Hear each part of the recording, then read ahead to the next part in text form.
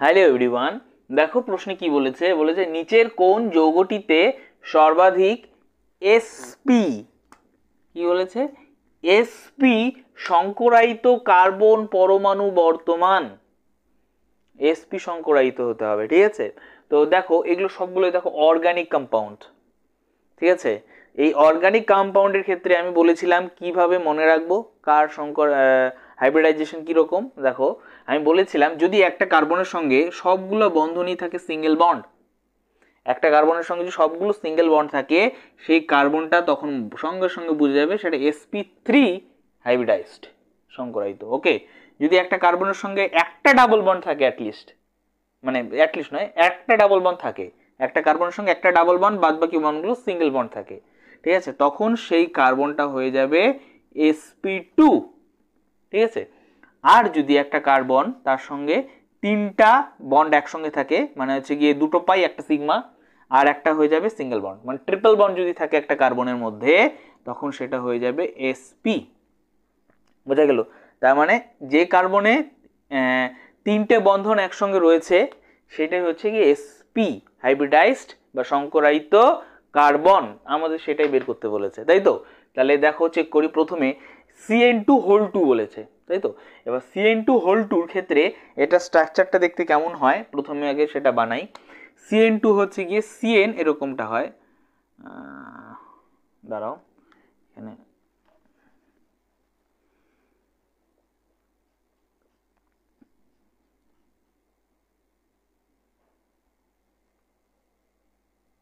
ভুল করেছি, একটু দাঁড়াও। তাহলে হচ্ছে গিয়ে কার্বন কার্বন 2 3 নাইট্রোজেন 2 3 নাইট্রোজেন এরকম হয় আমাদের CN2। কার্বনের 4টা যোজ্যতা, নাইট্রোজেনের 3টা যোজ্যতা ফিল্ড আপ। ওকে, তাহলে এই কার্বনে দেখো কি আছে, এই কার্বনে 3টে বন্ধন আছে, তাই এই কার্বনটা কিন্তু sp। এই কার্বনটা একটু দেখো, এটাও 3টে বন্ধন আছে, তো এটাও sp, তাই তো। তার মানে এটার মধ্যে sp কার্বন সংখ্যা কটা আছে? 2টা। এটার মধ্যে sp কার্বন সংখ্যা রয়েছে 2টা। ওকে ওকে, এবার পরেরটায় আসি। দেখো এটার মধ্যে এই কার্বনে কি রয়েছে? ডাবল বন্ড রয়েছে আর দুটো সিঙ্গেল বন্ড। যেখানে ডাবল বন্ড রয়েছে সেটা কি হয়ে যায়? sp2। তার মানে এটা sp2। এটার কথা ভাবো, এটার মধ্যে দেখো অ্যাকচুয়ালি এটাও কিন্তু sp আর কি, হ্যাঁ sp এটাও হয়। আমি এই জায়গাটাও বলা উচিত ছিল যে কার্বনের সঙ্গে যদি দুই পাশে দুটো ইসে থাকে, ডাবল বন্ড থাকে, তখনও কিন্তু সেটা হয়ে যায় sp। ওকে, তখন সেটা হয়ে যায় sp।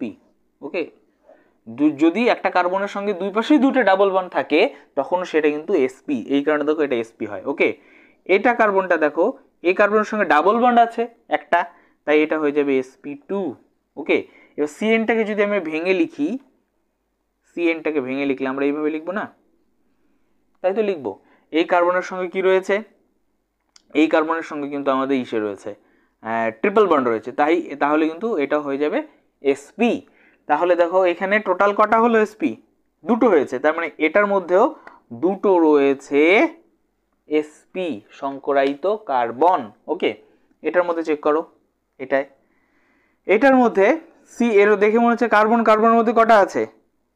2টো বন্ড, তাই কি হয়ে যাবে sp2। দেখো 2টো বন্ড থাকলে আমি বলেছি না sp2, তাহলে এটাও sp2, এটাও sp2।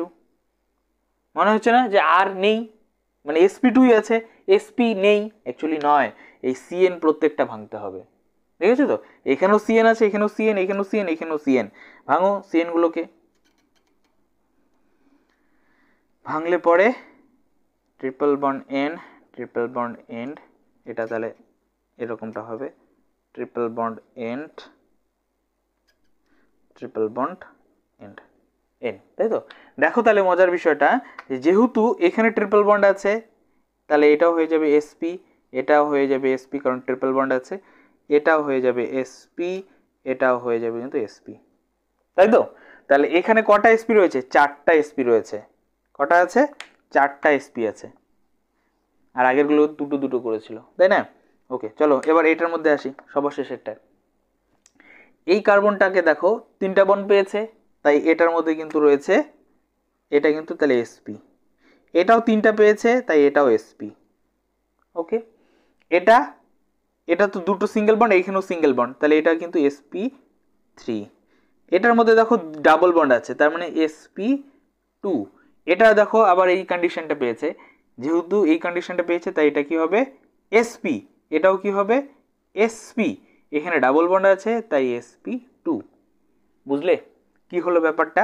ব্যাপারটা হচ্ছে এইখানে যেহেতু এই কার্বনটা double bond double bond double bond double bond পেয়েছে, মানে এই যে কন্ডিশনটা পেয়েছে, তাই কিন্তু sp, এটাও তাই পেয়েছে, তাই আমি এটার ক্ষেত্রেও লিখেছি sp।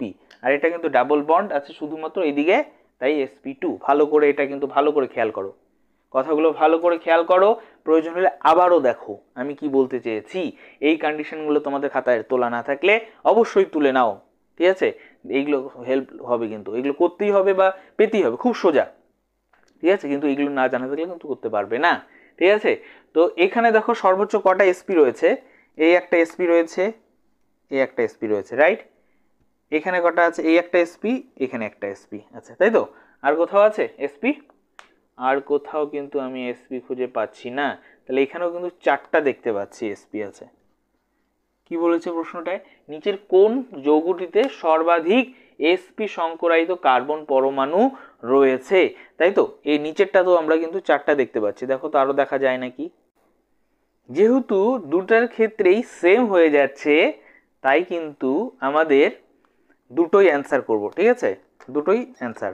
পরীক্ষায় তোমাদের হয়তো বা এমন থাকবে না, একটা বেশি অবশ্যই থাকবে, কিন্তু এইভাবেই কিন্তু প্রবলেমগুলোকে আমরা সলভ করতে হবে, ঠিক আছে? বা করব। এটা sp, এটা sp, এটাও sp, এটাও sp, এটা sp, এটা sp, এটাও হবে, এটাও হবে sp, রাইট? কিছু করার নেই, তাহলে 4টাই হবে, মানে মানে এখানে 4টাও হবে, তাই তো? এখানেও 4টা, এখানেও 4টা, তাহলে দুটোই কিন্তু আমাদের অ্যান্সার হবে। ওকে, এইভাবে প্রবলেমগুলোকে আমরা সলভ করব। অর্গানিকের ক্ষেত্রে এগুলো না জানা থাকলে অবশ্যই তুলে নাও। ওকে ওকে।